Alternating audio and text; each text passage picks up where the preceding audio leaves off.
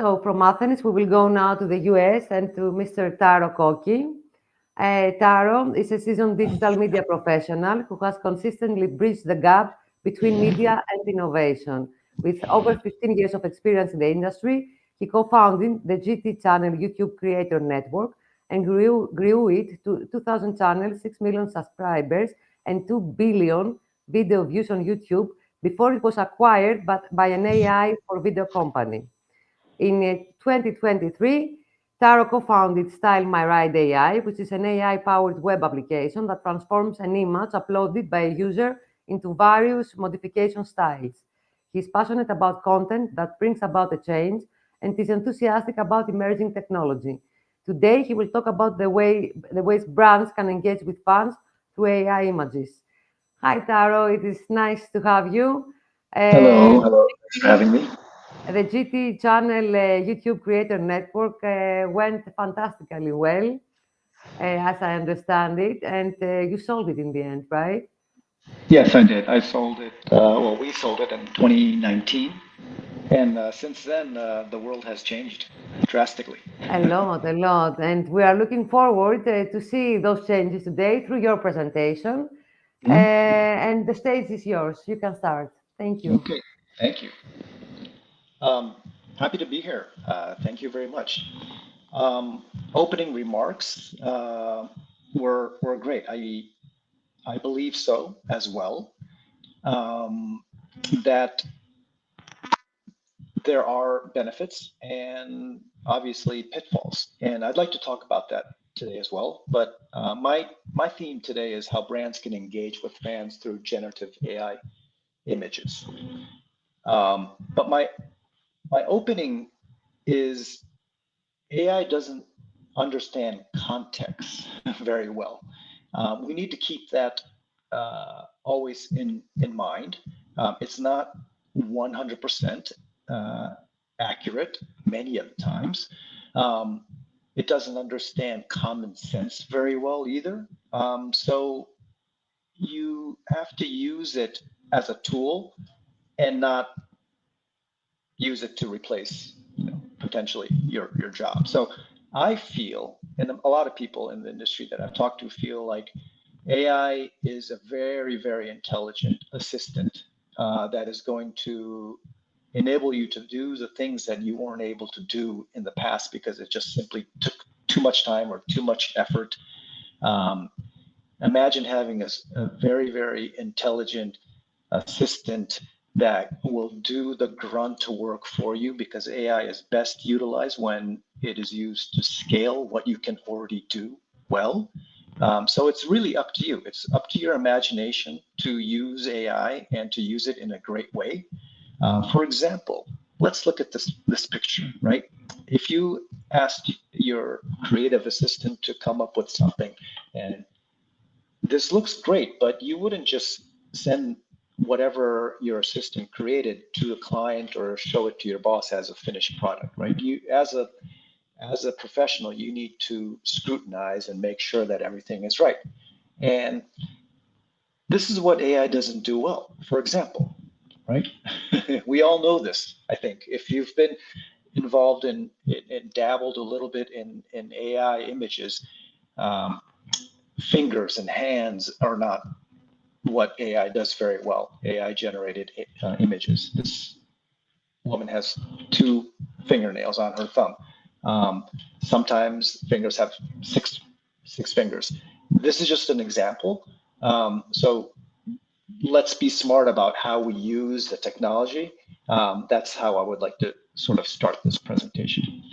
So my name is Taro. I live in Los Angeles. I've been involved in AI and visualization with AI for a few years now, since my YouTube network got acquired by an AI company. So I do have experience mostly up until now in discriminative AI, and since generative AI is something new, we went head first into this new technology, and I am very, very um, I've been immersed in this AI in images and video for quite some time now.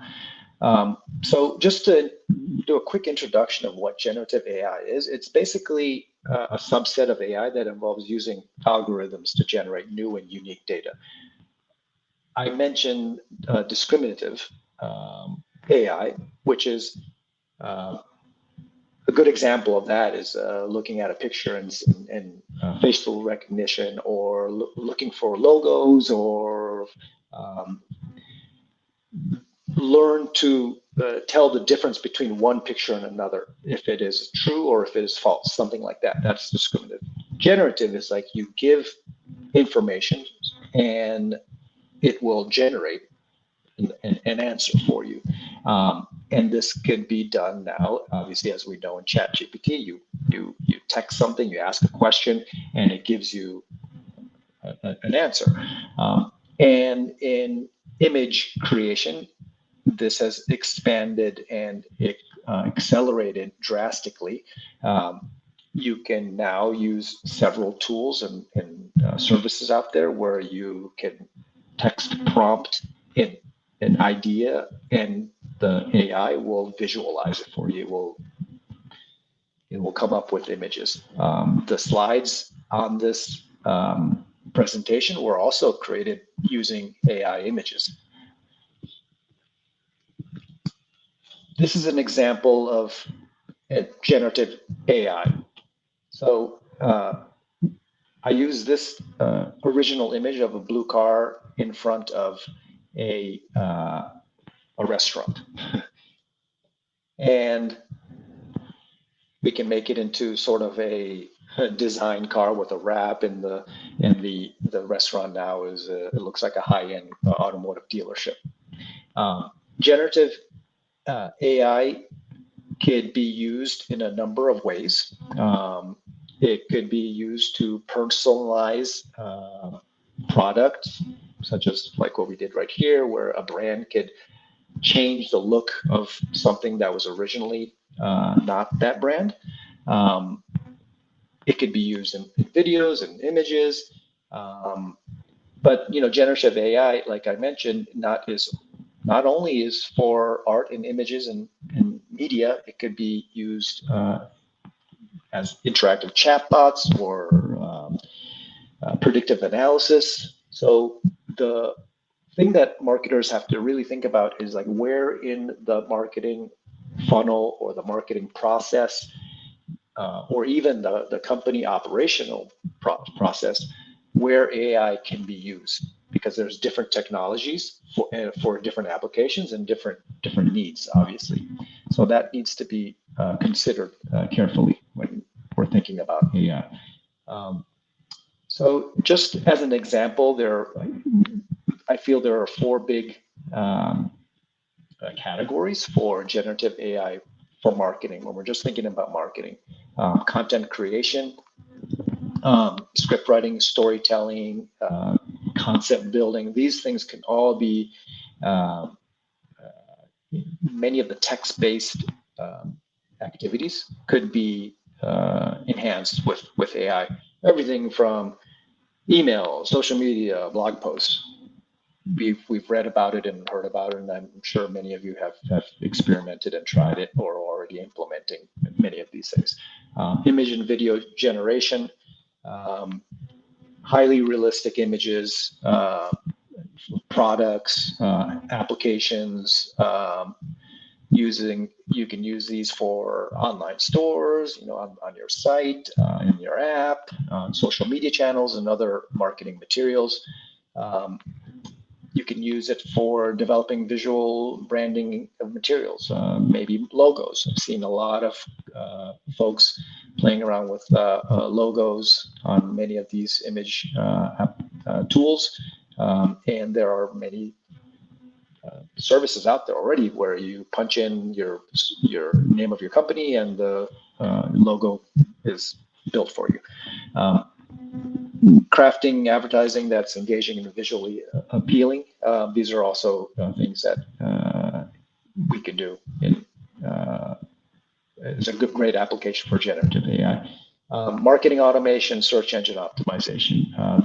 This is also a great application for generative AI and also customer service. I mean, we've seen chatbots and messaging apps that offer customer services 24/7. Those are kind of things that generative AI can be used for. But today, yes, we're going to be talking. I'm going to really focus on image. So the benefit of generative AI art and images in marketing are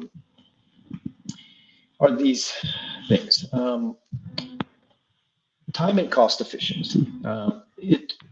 As we all know, it takes very little time to generate an image. So something from concept to an image, something that used to take days, maybe weeks, can now be done in a matter of moments.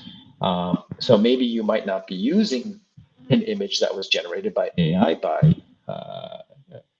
in your advertising or on your live social media channel, but if you're trying to convey a concept to someone, maybe even internally, or maybe to your client that might be thinking about a girl wearing a white puffy jacket, maybe some of these images could help tell your story and speed up the process.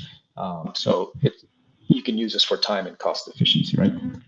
Secondly, allows for personalization and customization. So if you are a brand that is trying to sell white puffy jackets, and a potential customer uploads their photo, they might be able to see themselves wearing the jacket online. That's one example. The third benefit would be create unique and engaging content for social media or your website. That's sort of easy to imagine. The fourth one, I believe, would be providing valuable insights and analytics. That was always the last one. Once you create something, you always want proper data to make sure that it is being used properly, or you can measure the effects as a marketer. So with benefits, there always comes, the negative part that we don't understand and where this technology might be heading. Recently, there was in the US, I'm just putting this up as an example, but this just in. I won't have the volume on, but this ad was created using AI images. So it's not true, but it was used to create fear. And those are some of the ways that, and also this one as well on the opposite side. Let me just skip all the way over there. I'm sorry.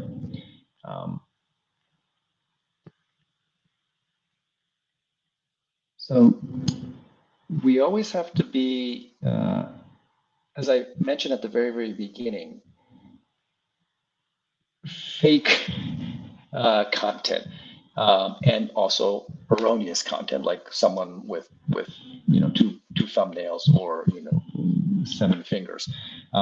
We always have to make sure and vet this. We can't 100% believe what is being generated at this moment yet, because simply the generated material is not as accurate as we would hope to be, and that all most of that comes from because the lack of common sense in AI, especially like for fingers, or if you prompt a man driving a car, the guy might be sitting on the hood of the car. It is a common and widespread problem, and it is recognized by the AI engineering community, but it is a hard problem to solve, in my understanding. So we just have to be very mindful about whatever we see, and we need to vet the material. So I don't believe that AI creative will be able to replace human creative immediately right now. So the pitfalls are the content could be biased or inappropriate or even fake. So those are some of the things that we need to keep in mind. And we also need to know the limitations. Like I said, AI does this image generation is not good at doing hands, as you can see in this the picture on the right. And sometimes you see food that is floating in front of someone when no one is holding it. These are just some of the things that we just need to understand the limitations at this point. So how to create generative AI art for your brand. If you're just starting out and you are, a person in marketing and you would like to start creating things, there are many tools out there. But first of all, you really want to define the problem that you want to solve and find the right tools for it. It's always great to have good data, as any engineering exercise. And you want to choose, if you're just getting into it, you want to choose an easy to use tool and start experimenting. There are different levels of experimenting, obviously, but the really easy ones are the text to image services out there. Midjourney is a really good one. It's an AI-powered image generation platform. It is known for creating photorealistic visuals very quickly. And it's very easy to use. As long as you know how to use Discord, it is very easy to create images using Midjourney. OpenAI created DALL-E 2.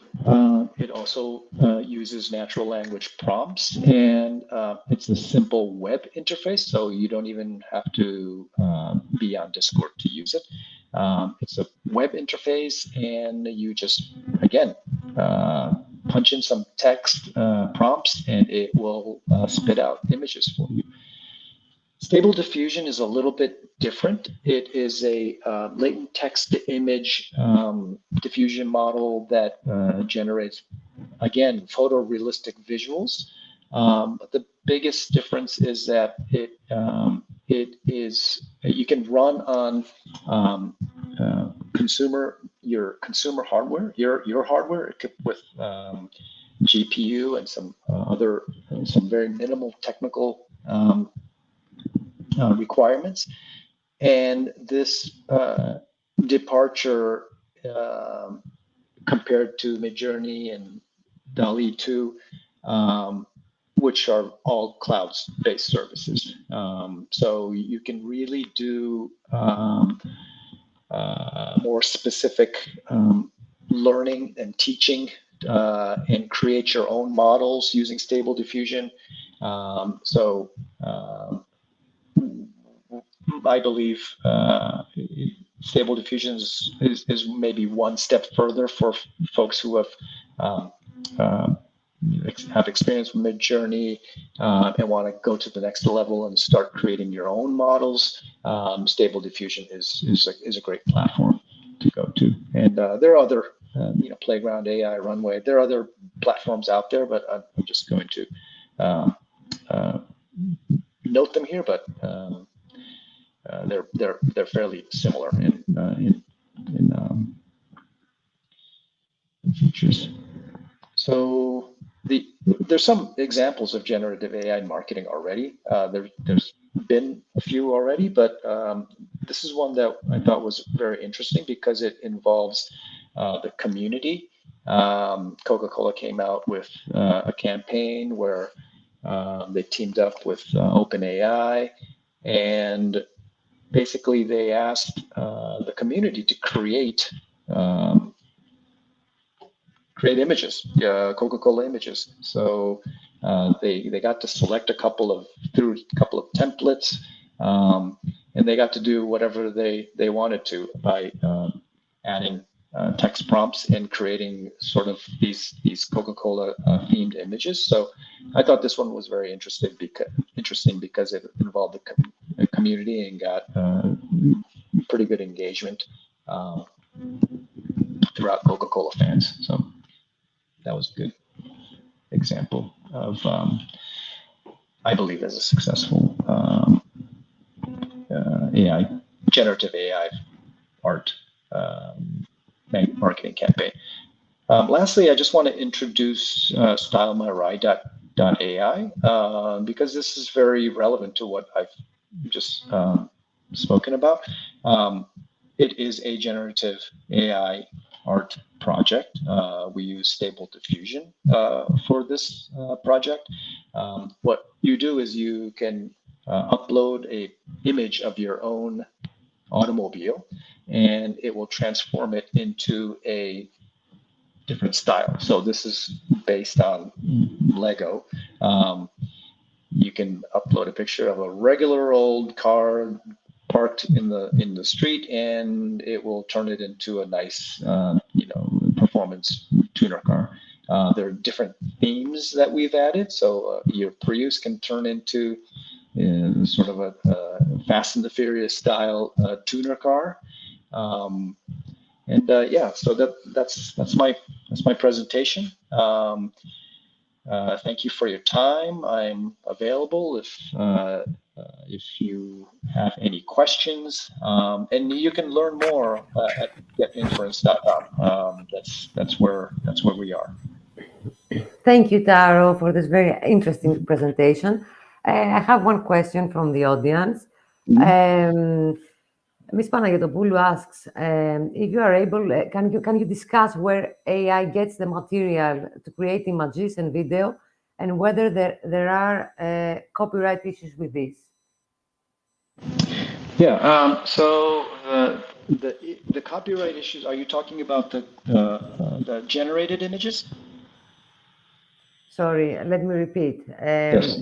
Where AI gets the material to create images. I suppose she asks where we can find the images, right? Yeah. So if you're creating your own model, right, you can use your own data set or find them elsewhere, because these on the internet, perhaps. Yes. Yeah, but there are copyright issues there, right? We cannot use anything we want. So that's the area where it's not very unclear. Yeah, unfortunately, we are still trying to define this, I think. We're all trying to define this. That is, in where it's very unclear still. It is because the technology is moving faster than the regulations. So it depends. That's a problem, eh? It is a problem, yeah, and it's something that needs to be solved. But the tech is moving so fast, as you know. And faster than humans. And I think that's an ethical challenge that they talk about a lot. Yeah. Okay. Margarita Koromila asks if you could mention a few tools or platforms you are aware of that might help detect fake images, and possibly whether this falls a paradox of AI policing. I don't understand. I'm not sure. Maybe she should rephrase. If you could answer the first question she has, what are the tools, platforms you are aware of that might be able to detect fake images? Fake images, yeah. So that is a discriminative, great, use case for discriminative. So if you are a owner of a collection of copyrighted images, you can teach that.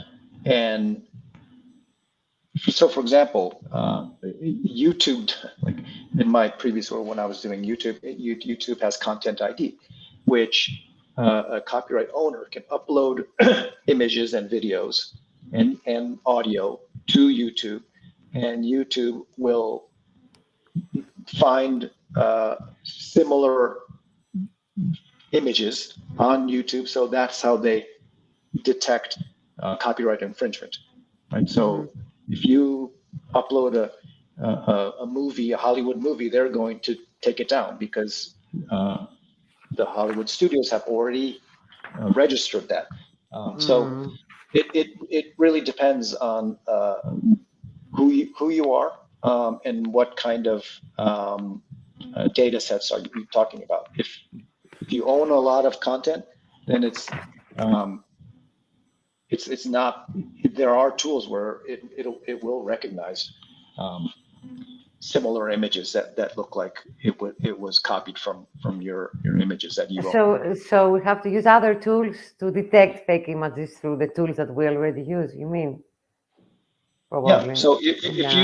Yeah. So so the application, the goal is where are you going to search for the fake images, right? So you can have your own data set with your own copyrighted material, but there's another step where you have to go and find the fake images. If the fake images are on your platform, then it will be easy to check, right? Okay, this is fake, this is no good. But if someone else is using it on some other service, how are you going to go to that service and say, it's a very complex. Unclear. It is still unclear. Okay. Yeah. Yes. So Okay. And it's not Mr. just, Milan, yeah. I have another question to rephrase it. I hope that you will be able to understand now. Um, if the tools available create a paradox of AI policing AI in terms of AI controlling and verifying AI.